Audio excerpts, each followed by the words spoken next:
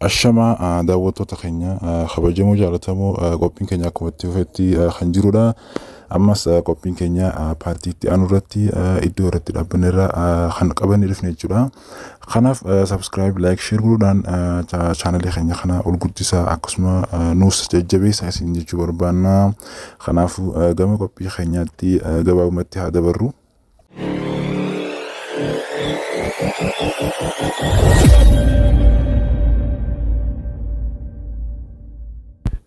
Hayyeega akkuma beekamugaa partnershipii definition isaa akkasumatti amaloota isaatii fi bu'aawwan akkasuma miidhaawwan isaatillee ilaallee turre jechuudha.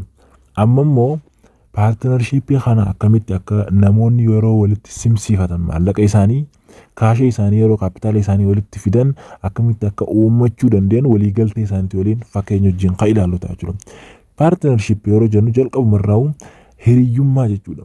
Akka hiriyyaatti hojii tokko irratti hojjechuu akka nama qabeenyi sun kan waliinii ta'e namoonni garuu lamaa ol ta'uu tokko yookaan lamaa ol wantoota namoota lamaa ol ta'an by two partners jennee turre asiin duratti organizationii lamaa fi lamaa ol ta'aniin kan uumamudha. Akka shariikatti hojii takka irratti kan bobbahan ta'an jennee ilaallee turre. Mee amma example kana irratti haa ilaallu.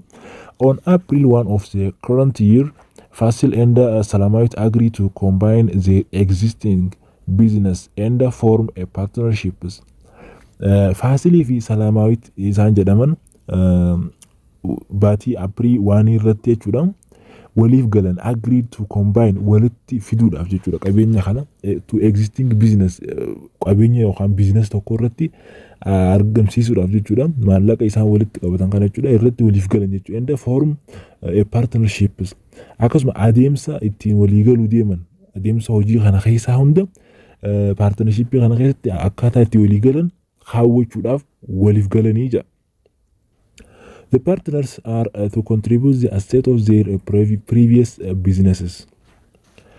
Partners jechuudha abbootiin hiriyyummaa yookaan partners yeroo jennu namoota waliin michummaa waliin qaban san jechuudha.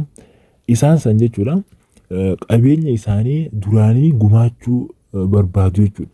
Qabeenya kan qaban jechuudha. Previous business qabeenya dabare kan isaanii asseetiiwwan isaanii walitti fidanii simsiisuu barbaadan jechuudha. It is agreed that the liability of proprietorships akkasumas isaan kun waliif galan jedha. Liability yookaan liqiin abbummaa irratti akka deemu waliif galan jechuudha. Abbaatu liqii san ofirraa kaffalaa kan jedhu irratti waliif galan jechuudha. Proprietorship irratti walii galan jechuudha. It will be assumed by the partnerships the contribution made by each partners as follows. Isaan kun contributioniiwwan isaan qaban isaan armaan gadii kana nun jedha. Asseetiiwwan isaan walitti collect godhan combine godhuudhaaf jechuudha. Isaan armaan gadii arginu kana jechuudha. Akkasuma Faasilii fi Salaamaawit kaashni isaanii 3,500 akkasuma Salaamaawit 5,700 account receivables akkasuma 7,600 yookaan maallaqa liqiidhaan isaaf deebi'e jechuudha. Liqiidhaan isaaniif kan deebi'e jechuudha. 7,600 qaba Faasil akkasuma 4,200 Salaamaawitiitu qaba jechuudha. Akkasuma merchandise inventory inventory merchandise jechuudha 15,900 qaba jechuudha Faasil jechuudha walitti combine godhuudhaaf isaan kana onni nuuf golqoo asirratti walitti fidanii partnership godhuudhaaf deeman jechuudha. Fakkeenyaaf jalqaba sole propriety osoo ta'anii sole propriety jechuun wantoota akka suuqii kanneen kana namoota qofaan biizinasni hojjetamu sole propriety jedhama. Sole propriety yoo kan qabaatan ta'e fakkeenyaaf isaan kun walitti partners ta'uudhaaf meeshaawwan akkasuma kaashiiwwan inventoriiwwan garagaraa fitachaa jiru jechuudha. Supplyidhaafis wantoota dhiyeessiidhaaf mijataa ta'an 700 akkasuma 300 baasanii jechuudha. Equipmentiidhaafis Faasil qofatu 8,500 baasee jechuudha. Salaamaawit as keessatti hin hirmaanne jechuudha hin baafne jechuudha. Equipmentii Faasiltu baasee jechuudha. Akkasuma buildingii Faasil hin baafne Salaamaawit garuu 55 baafte jechuudha ijaarsaaf.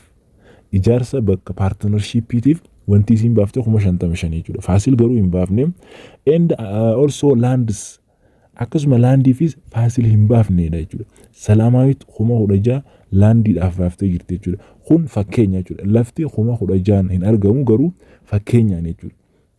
Lafa birri 16,000tiin Salaamaawit ni baaftee Faasil garuu hin baafne jechuudha. Kanaaf account payable fi not payable irra jira jechuudha. Akkuma jalqaba jenne it agree that the liability of the proprietorship jennee jira jechuudha.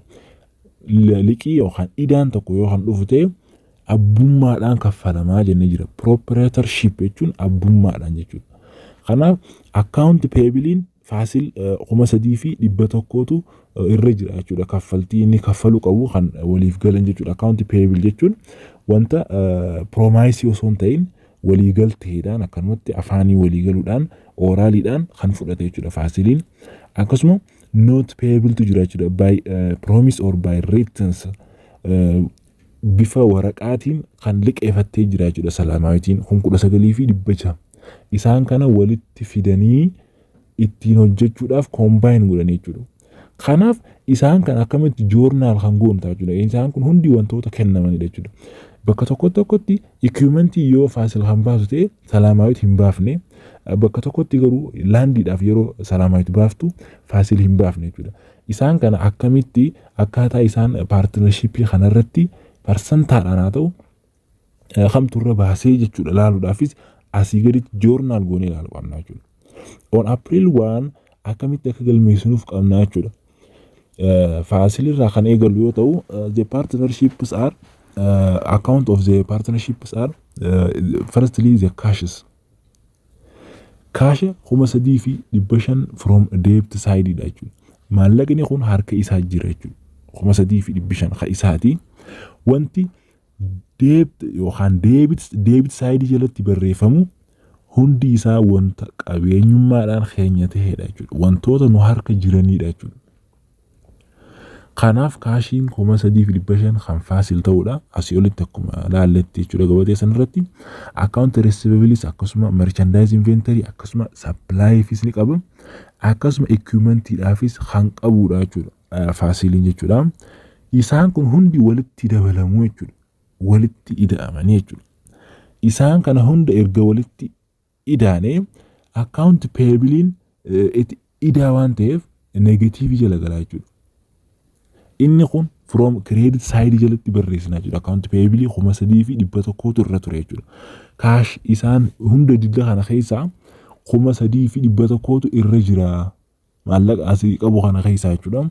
Kanaaf idaa kana credit side jalatti baafana jechuudha. Maaliif ni baasanii kaffalama waan ta'eef waan nutti galuu miti. Waan nutti galu osoo ta'e debit side jalatti barreessina. Waan nu harkaa yookaan kiisii keenya keessaa bahu waan ta'eef 3,100 account payable goone credit side jalatti kophaa isaa barreessina jechuudha.